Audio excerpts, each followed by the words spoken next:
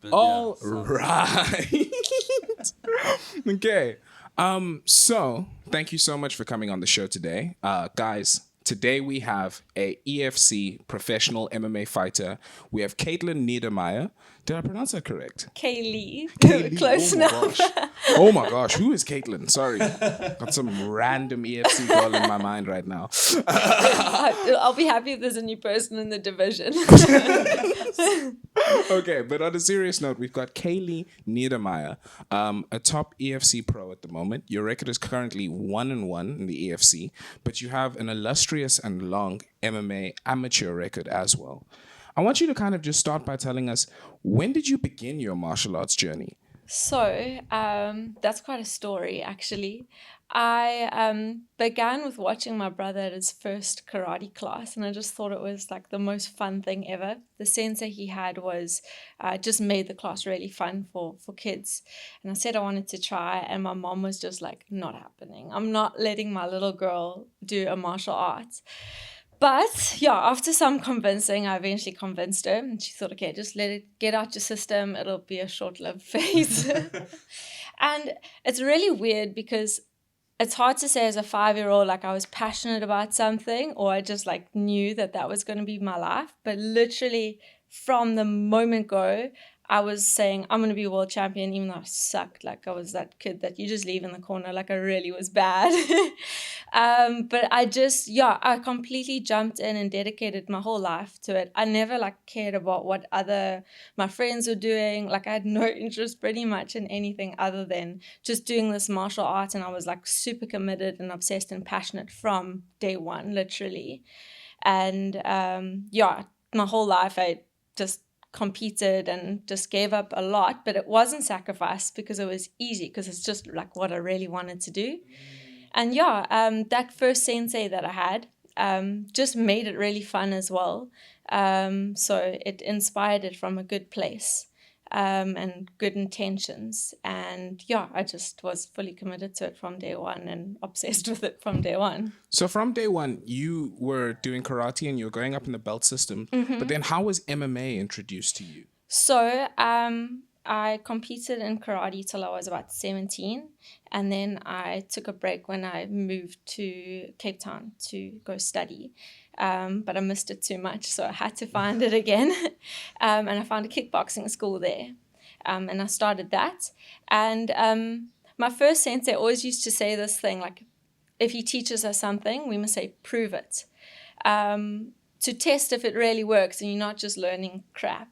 And I guess that's something that always like came up in my brain, because a lot of the rules in karate and kickboxing are kind of unrealistic in a real life fight. It's not gonna happen that way. Are you talking about like kickboxing? You can only kick above the waist, and karate, yeah, if the person turns your back, you'll like can't score on the back, and like there's a few things that like the bad guy's not gonna be like, oh, hold that thought, like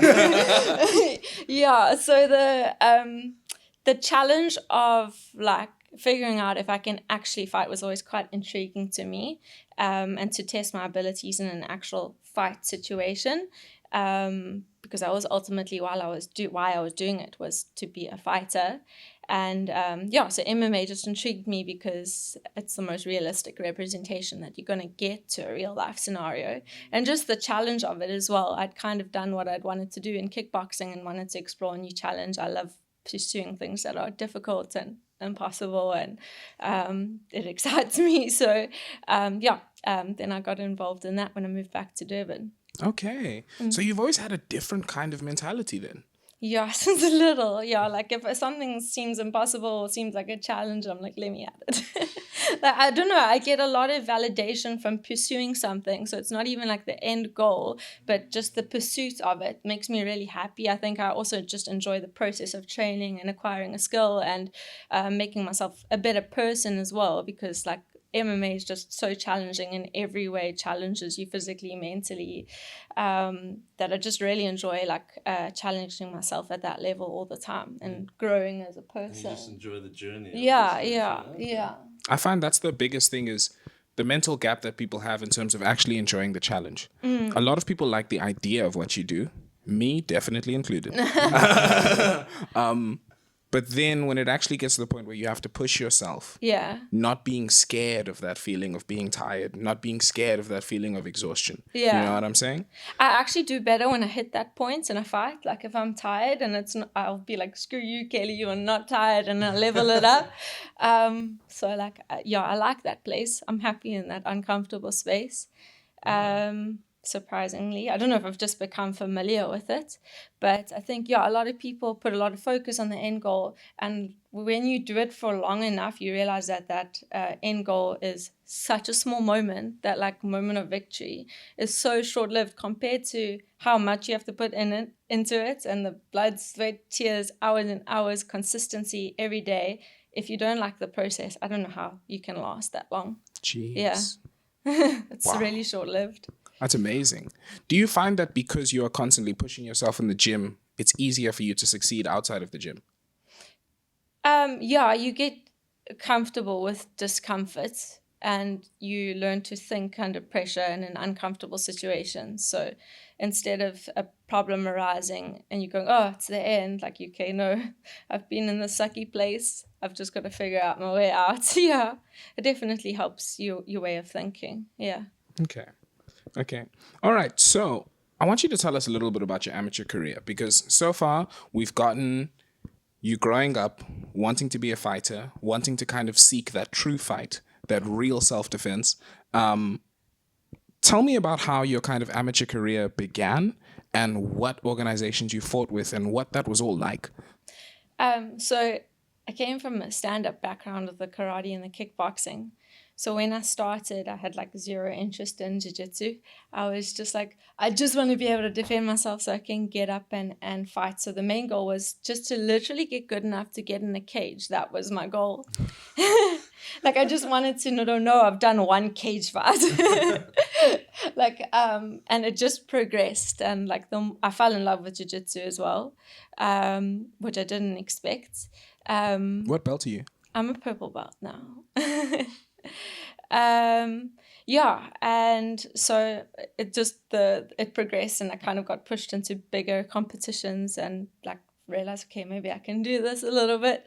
But I fought at MFC, at Alpha in Joburg, and then I went through the IMAF system. So did the SA Champs, African Open Champs, competed at the World Champs. What is the IMAF system?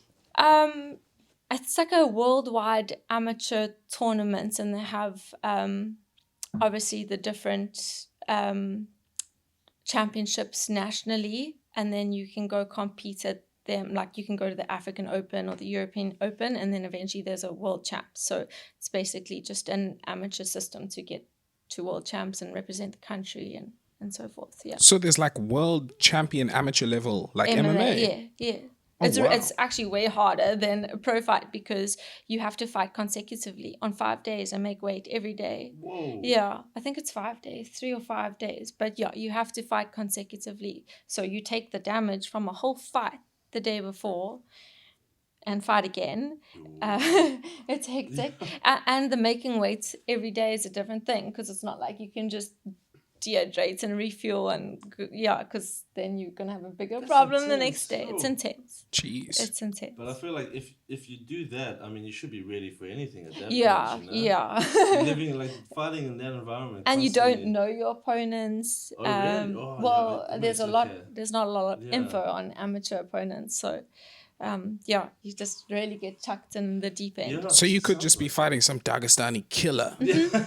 Just like, and you have no idea on if this guy's got good stand-up, good jiu-jitsu, Yeah, it's a different kind of style of fighting often, because you're trying to take less damage. So it's not, I would say, like as exciting as like a one fight system, because you've got to protect yourself. So a lot of the fighters have a style of like holding and stalling the fights a little bit instead of going for like crazy things. Often. So a lot of people are trying to win by decision. Yeah, it's a holding system rather than just, like a slugfest who can hit harder.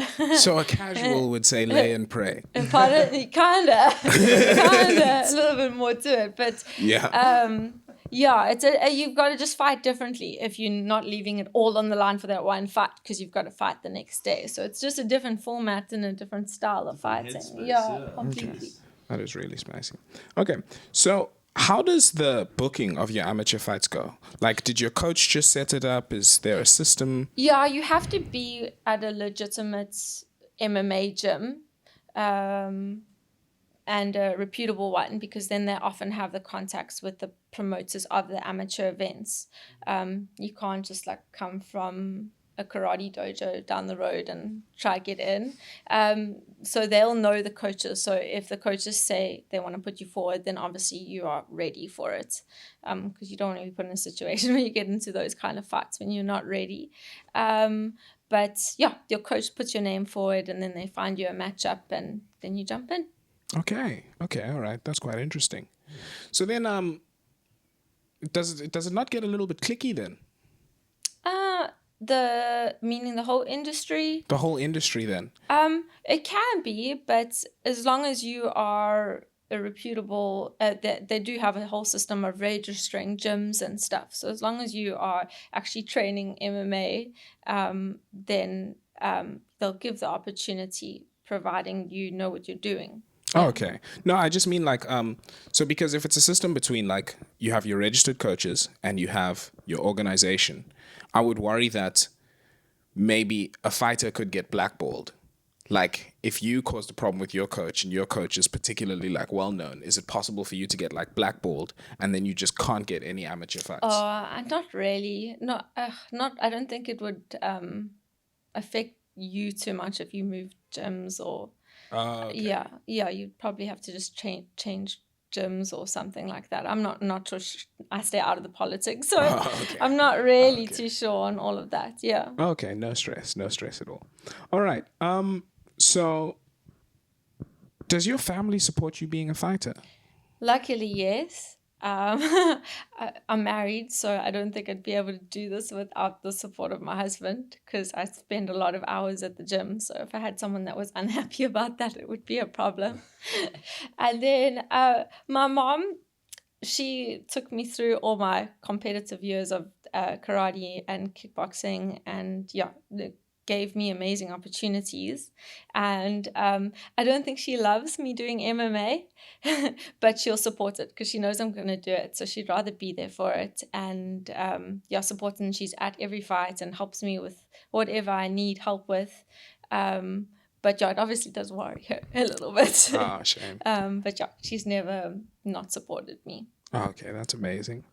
Okay, so I always wanted to know, is fighting in South Africa particularly male dominated? Because as a sport as a whole, it took a long time for MMA to even allow women to compete at the highest level. I mean, you remember back in the day, there were comments by Dana White where Dana White back in the early 2000s, he said, we'll never see women in the UFC. Thank you, Ronda Rousey. Thank you, Ronda Rousey. So now, with us being in a country where MMA is not as developed as the United States of America, are we a little bit backwards as well? Is it taking longer for women's MMA to catch up? Yes, I think there's more factors than just attitude, because I think there's just less participation of women. So the level isn't as high, because obviously more participation, more competition, it increases the level. And when I shouldn't say never, but it's going to be hard to, even internationally, we don't match male participation. So I think that's a factor. But it definitely still does have a stigma attached to it. I think it depends also on your environment. Like I'm really lucky to be at a gym where my abilities are like well respected as an athlete, and I don't get trained with differently because I'm a female. But I think in a lot of places, women do feel like they need to prove themselves, and then maybe will like, I mean, even I was listening to the commentating the other day on a female fight. I was getting so pissed off because they keep saying like, oh, this is so exciting and the ladies aren't disappointing, and I'm like, don't expect us to. Why is this the main focus of the commentary? Don't expect us to disappoint. We've kind of been around long enough to prove that we do belong here. The level will hopefully just keep improving. And I often think the women put on more exciting fights because we have this little edge, like saying, like, we want to show that we do belong here. but I think there's still definitely, we still feel the need to show that, and people still do, I guess, think differently because you're a girl. But yeah, the more we show that that's not gonna be a factor in our ability, I think the better it'll get. It'll take time. It'll take time. Okay. But it's improving. It's much better. Okay. Yeah. All right. Has there been a Ronda Rousey-like phenom in the South African women's game? Has there been someone who's just dominated?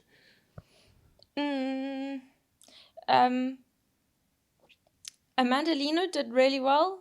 She had 2 titles at one point, so she did really well for a while. I don't know if she's still fighting at the moment, but she did really well. But the landscape for us as women is just challenging because we have very limited opportunity.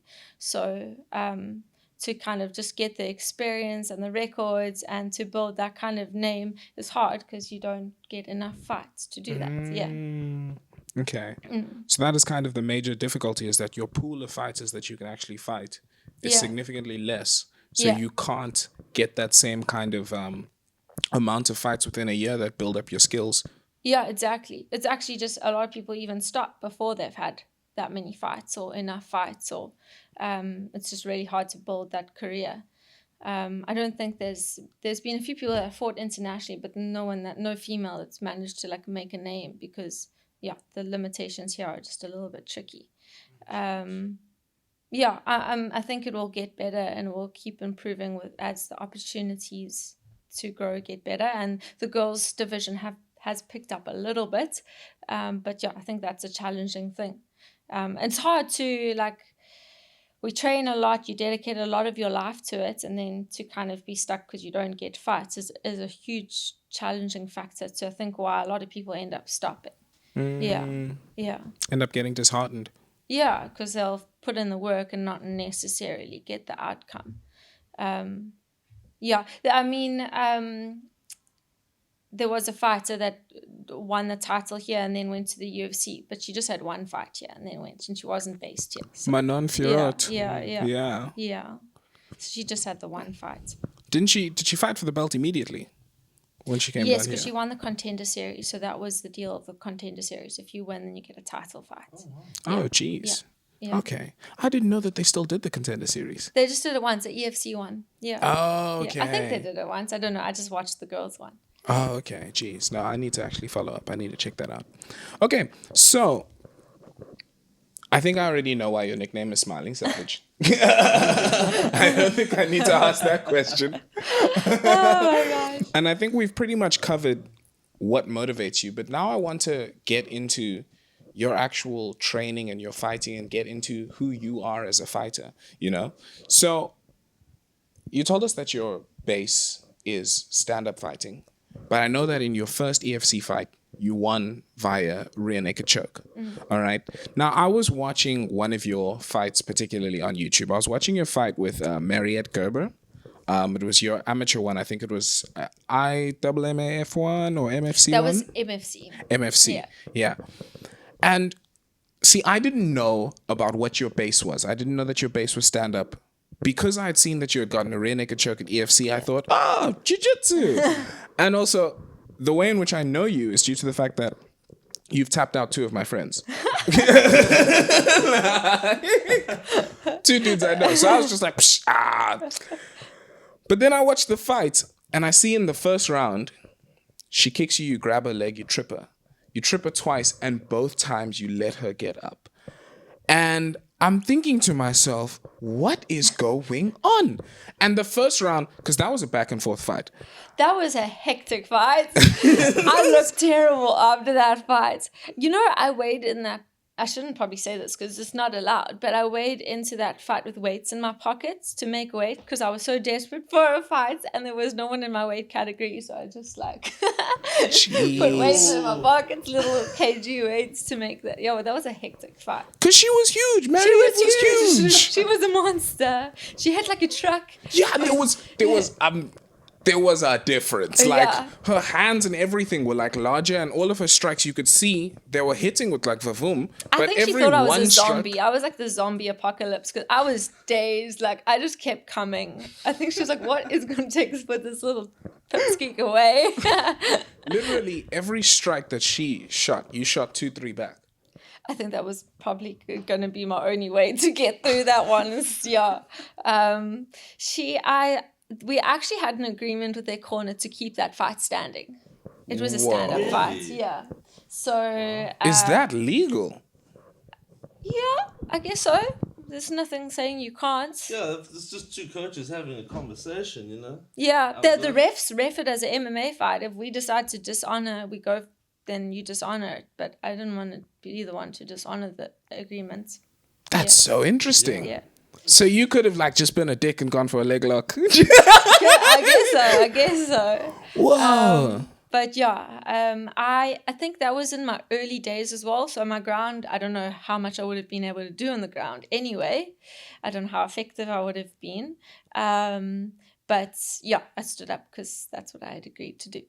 Yeah, I believe in that fight, I believe you were 3-0 in your amateur, and she was 10-2. Yeah, I only found that out on the day as well, and she was like a world champion twice. It was wild. Like I was looking at it afterwards, and I was thinking, what the fuck is? Why is she even in amateurs? How are they fighting? And everyone came up to me like before the fight, like, yo, you just gotta knock her out in the first 10 seconds. So I was like, oh my word, what have I done? But like, if you watch the fight, and keep in mind, I'm gonna do some like what do you call it? Some armchair quarterbacking here. Like when you watch the fight, it looked like the first round was really close, but I felt like maybe she edged you, okay? Then going into the second, it was like she took a round off. She was like, no, I took the first, and then you definitely took the second to me. But then that third round was a war. I was swelled shut after that fight. My husband was like, I'm not going anywhere with you right now. Like, I look terrible. Jeez. But it was fun. Oh, my gosh. It was fun. Okay, so now I know why you didn't take her down. Yeah. But back then, I don't know if I even would have been able to do much with that. Took a while for my jits to get up to scratch. Yeah. Okay. No, I totally understand that. All right. So we've spoken a little bit about your amateur career, and we spoke a bit about that amateur fight. How did you even get called up to the EFC? How does that happen?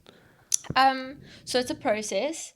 You have to have a particular amount of fights and experience in amateurs before you can then apply to our registry body for a pro license. What is the body called? MASA, MMA SA. Okay. And then they do your pro license if they approve your application based on your amateur experience. What does your record have to be for you to be approved? I'm not sure offhand. And I think they will also take into consideration the type of competitions you've competed at, like what the varying levels of them are, as well as like your other experience, if you have K1 or kickboxing. Oh, geez. Yeah, I think they'll take it into consideration. So I'm not sure what the exact number is, and it does change every now and then. So, but they evaluate you, and then they'll say you can do your test or not. And then you have a physical test, which involves like seeing if you are proficient enough. Like a physical test, like they'll put you through your paces, and then you also have a theory test. How long does the physical test take? I can't remember. I don't think it was much longer than an hour or two. Oh, okay. Yeah. And then a theory test as well. You've got to make sure you know all the rules, and then you get your pro license. And then most fighters have a manager or an agent, or their coach serves that purpose as well. And then they'll communicate with matchmakers to find you a matchup. And obviously the EFC has to be interested in you fighting with them as well. If they've looked at you and if they're interested. Now we know how you get called up to the EFC. Yeah. Okay, cool. So tell us a little bit about like your style. So would you say that you are still mainly a stand-up fighter, or are you now complete fighter, or do you not want to go into that? Do you want No, to keep it I'm secret? happy to. I don't think you ever feel like a complete fighter. Like there's always things to work on and holes to work on. But for me, it'll depend who the person is and what their speciality is.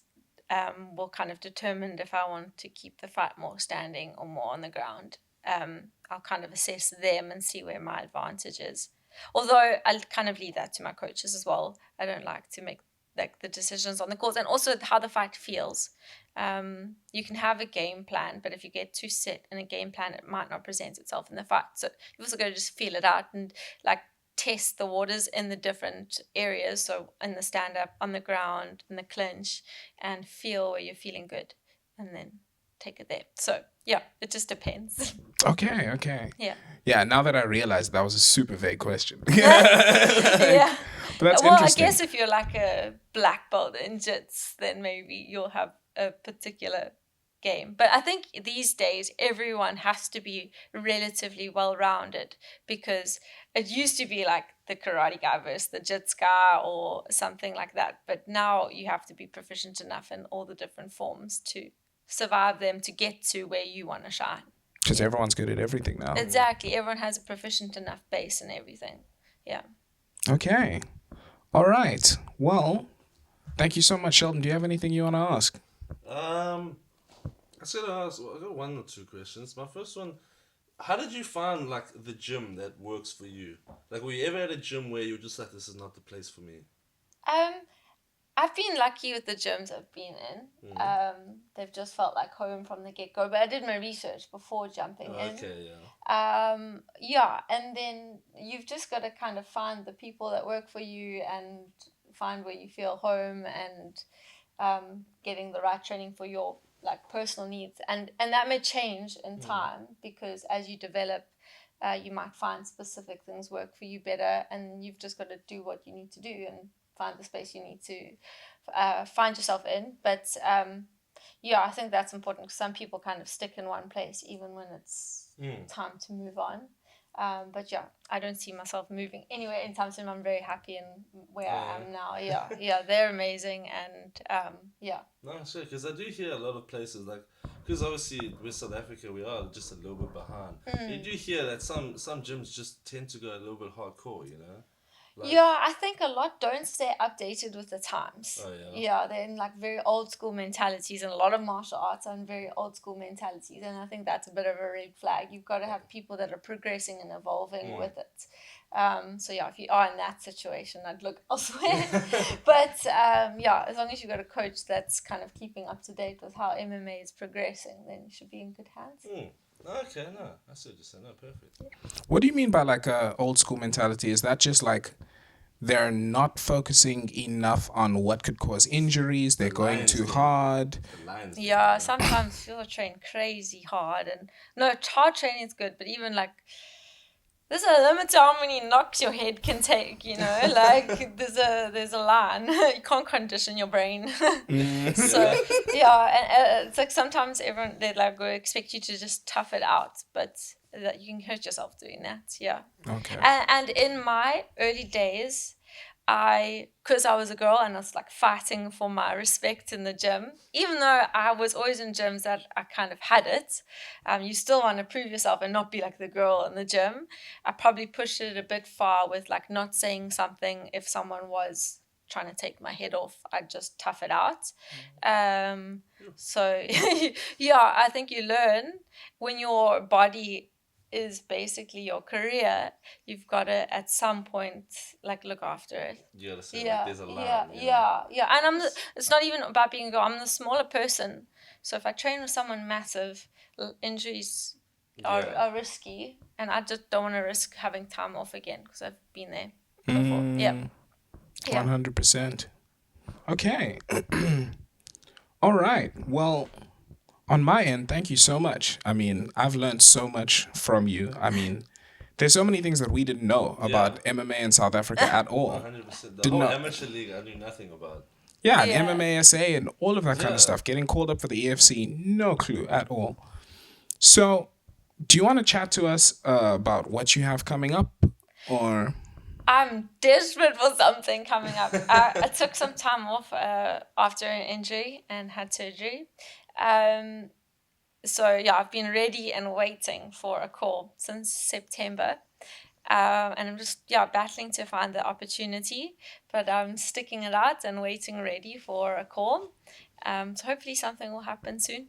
Is there anyone specific you're looking to fight, or at this point you just take anyone? Yeah, anyone goes with me. fight. I just want to fight. I just want to get back in there and get active again. Yeah.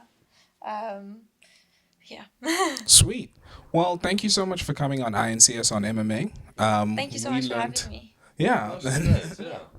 We learned so much about MMA today, and we hope to see you in the octagon soon. Thank you. Awesome. Thanks, guys. Thank you. Oh, yeah. Okay, cool. Oh, sorry, that Asian